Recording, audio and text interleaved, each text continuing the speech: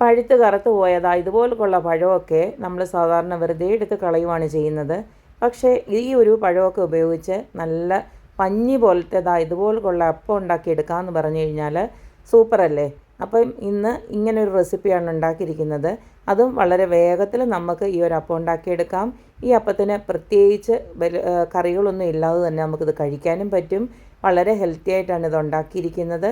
അപ്പം നമുക്ക് ഈ ഒരു നല്ല സോഫ്റ്റ് ആയിട്ടുള്ള ഈ ഒരു പൂ പോലുള്ള അപ്പം എങ്ങനെയാണ് ഉണ്ടാക്കുന്നതെന്ന് നോക്കിയിട്ട് വരാം. നമ്മുടെ പഴം വെച്ചിട്ടുള്ള ഹെൽത്തി ആയിട്ടുള്ളൊരു ബ്രേക്ക്ഫാസ്റ്റ് ഉണ്ടാക്കാൻ വേണ്ടിയിട്ട് ഇതുപോലൊക്കെ നല്ല പഴുത്ത് പോയ പഴം ഇതുപോലൊക്കെ ഒന്ന് എടുക്കുക. എന്നിട്ടൊരു മിക്സിയുടെ ജാറിലോട്ട് ഇതിനെ നമുക്കൊന്ന് മുറിച്ചിട്ട് കൊടുക്കാം. എത്ര പഴുത്ത് പോയ പഴമാണെങ്കിലും കുഴപ്പമില്ല ഇതിനെടുക്കുന്നതിനായിട്ട്. ഇപ്പോൾ കണ്ടില്ലേ, ഇതുപോലൊക്കെ പഴുത്ത് പോയതാണ്. ഒരു ഭാഗം ഒഴിവാക്കിയിട്ട് നമുക്ക് ബാക്കിയെ എടുക്കാം.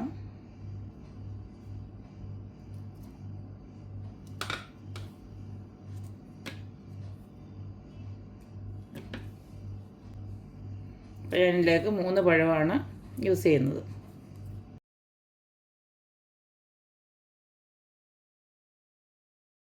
അടുത്തതിലേക്ക് നമുക്കൊരു 2 മുട്ട ഇതിനകത്തോട്ട് ഒന്ന് പൊട്ടിച്ചൊഴിച്ച് കൊടുക്കാം. അടുത്തതിലേക്ക് ഞാനൊരു 1.5 കപ്പ് ഗോതമ്പ് പൊടിയാണ് ഇട്ട് കൊടുക്കുന്നത്.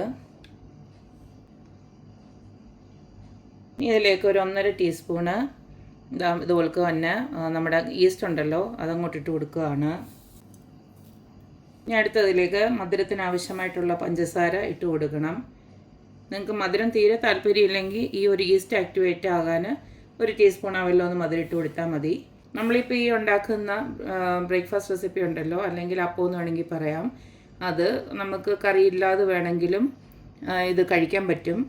അതുകൊണ്ട് മധുരം ഇത്തിരിയൂടെ വേണ്ടവർക്ക് ഒരു 2-3 ടീസ്പൂണ് അങ്ങോട്ട് ഇട്ട് കൊടുക്കാം.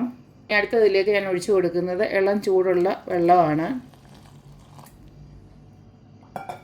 നമുക്ക് ആദ്യമേ ഇത് ഇത്രയൊന്ന് അടിച്ചെടുക്കാം. ഇതിപ്പോൾ ഒന്ന് അടിച്ച് ഞാനിങ്ങനെ ഇതുപോലെ എടുത്തിട്ടുണ്ട്.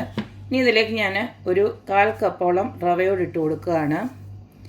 ആ റവയോടൊപ്പം തന്നെ ഞാൻ കുറച്ച് ഉപ്പും കൂടെ ഒരു 1/2 ടീസ്പൂണോളം ഉപ്പ് ഇട്ട് കൊടുക്കുകയാണ്.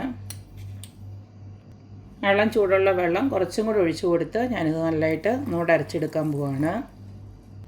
ഈ ഒരു രീതിയിൽ അരച്ചെടുത്തിട്ടുണ്ട്. ഇതിനെ നമുക്കൊരു ബൗളിലോട്ട് ഒഴിച്ചു കൊടുക്കാം. ഈ ഒരു കൺസിസ്റ്റൻസിയിൽ ഇതുപോലക്ക് മാവ് റെഡിയാക്കി വെച്ചാൽ മതി. നമ്മൾ ദോശയ്ക്കും അപ്പത്തിനൊക്കെ ആക്കത്തില്ല, അതുപോലത്തെ രീതിയിലാണ് ആക്കി വെച്ചിരിക്കുന്നത്. ഇത് നമുക്കിനി നമ്മൾ ഈസ്റ്റൊക്കെ ഇട്ട് കൊടുത്തിട്ടുണ്ടല്ലോ, അതൊന്ന് ഫെർമെൻ്റ് ആവാൻ വേണ്ടിയിട്ട് 1/2 മണിക്കൂറെങ്കിലും ഒന്ന് വെയിറ്റ് ചെയ്യണം. അതിനോടകം ഇത് നല്ലതായിട്ട് ഫെർമെൻ്റായിട്ട് വന്നോളും. അപ്പോൾ ഒരു 1/2 മണിക്കൂർ കഴിഞ്ഞിട്ട് നമുക്ക് അപ്പം ചുട്ടെടുക്കാം. അപ്പോൾ ഇനി ഒന്ന് റെസ്റ്റ് ചെയ്യാനായിട്ട് ഞാൻ മാറ്റി വെക്കുകയാണ്. നമ്മുടെ അരച്ച് വെച്ച മാവ് ഏകദേശം ഒരു 3/4 മണിക്കൂറോളം ആയിട്ടുണ്ട്. അപ്പോഴത്തേക്ക് തന്നെ നല്ലതായിട്ട് പൊങ്ങി വന്നിട്ടുണ്ട്. മാവിൻ്റെ ആ ഒരു കൺസിസ്റ്റൻസിയും കറക്റ്റാണ്. ഇനിയും കൂടുതൽ വെള്ളവും ഒന്നും ഒഴിച്ചു കൊടുക്കേണ്ട, കറക്റ്റാണ്. ഇനിയും നമുക്ക് ആകപ്പാടെ ഉപ്പും മധുരവും പരുവത്തിനുണ്ടോയെന്ന് നോക്കുക. ഇനി ചുട്ടെടുക്കുക, അത്രയേ ഉള്ളൂ. ഇനി നമുക്ക് ഇത് ചുട്ടെടുക്കാൻ തുടങ്ങാം. അപ്പം ചുട്ടെടുക്കാനായിട്ട് ഇതുപോലൊരു പാൻ അടപ്പിലോട്ട് ഞാൻ വെച്ചിട്ടുണ്ട്. ഇനി ഇതിലേക്ക് നമ്മുടെ മാവ് കുറേശ്ശെ അങ്ങോട്ട് ഒഴിച്ചു കൊടുക്കാം.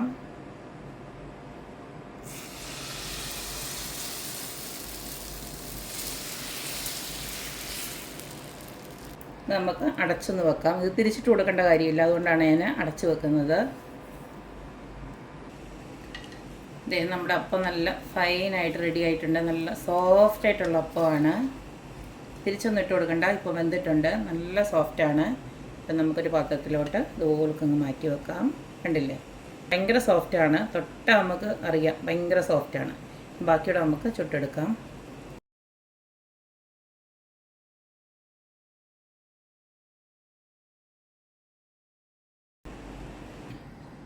അപ്പോൾ കണ്ടല്ലോ, ഇത്രയേ ഉള്ളൂ. നമ്മുടെ സോഫ്റ്റ് ആയിട്ടുള്ള അപ്പം ഇവിടെ റെഡി ആയിട്ടുണ്ട്. നമ്മളിതിനകത്ത് ചേർത്തിരിക്കുന്ന എല്ലാം നല്ല ഹെൽത്തി ആയിട്ടുള്ള ഐറ്റംസാണ്. നമ്മൾ ഗോതമ്പ് പൊടിയാണ് അത് ഉണ്ടാക്കിയിരിക്കുന്നത്. മാത്രമല്ല നമ്മുടെ കറുത്ത് പോയ പഴമൊന്നും കളയാതെ ഇതുപോലൊക്കെ ആക്കി എടുത്തു കഴിഞ്ഞാൽ നല്ല അടിപൊളിയായിട്ട് എല്ലാവരും ബ്രേക്ക്ഫാസ്റ്റായിട്ടൊക്കെ കഴിച്ചോളും. ഈ അപ്പത്തിൻ്റെ കൂടെ കറിയൊക്കെ വേണ്ടവർക്ക് ആ കറി ഉണ്ടാക്കുന്ന നേരം ഒന്ന് ഫെർമെൻറ്റ് ചെയ്യാനായിട്ട് വെച്ചാൽ മതി. 1/2 മണിക്കൂർ അല്ലെ മാക്സിമം 1 മണിക്കൂറിനുള്ളിൽ തന്നെ നമുക്കിത് റെഡിയാക്കി എടുക്കാൻ പറ്റും. നല്ല പൂ പോലെ സോഫ്റ്റായിട്ടുള്ള അപ്പം ഇതുപോലൊക്കെ ഉണ്ടാക്കി കൊടുത്തു കഴിഞ്ഞാൽ എല്ലാവരും കഴിച്ചോളും. മാത്രമല്ല നമുക്ക് ചൂടോടെ ഈ ഒരു അപ്പം കഴിക്കാൻ, പ്രത്യേകിച്ച് വേറെ വലിയ കറിയൊന്നും ഇല്ലെങ്കിലും കുഴപ്പമൊന്നുമില്ല, അത്രയ്ക്ക് സോഫ്റ്റാണ്. പിന്നെ നമ്മളിതിനകത്ത് മുട്ടയൊക്കെ ചേർത്തിട്ടുണ്ടല്ലോ, അതുകൊണ്ട് തന്നെ അതിൻ്റേതായിട്ടുള്ള രുചിയൊക്കെ ഉണ്ട്. അപ്പോൾ എല്ലാവരും ഇതുപോലൊക്കെ ഒന്ന് ഉണ്ടാക്കി നോക്കുക, അഭിപ്രായങ്ങൾ അറിയിക്കുക. അപ്പോൾ എപ്പോഴും പറയുന്ന പോലെ തന്നെ എൻ്റെ റെസിപ്പീസ് ഇഷ്ടമുള്ള എല്ലാവരും please like, share and subscribe. അപ്പോൾ ഇനി ഒരു അടിപൊളി വീഡിയോ ആയിട്ട് വരുന്നവരേക്കും ബൈ.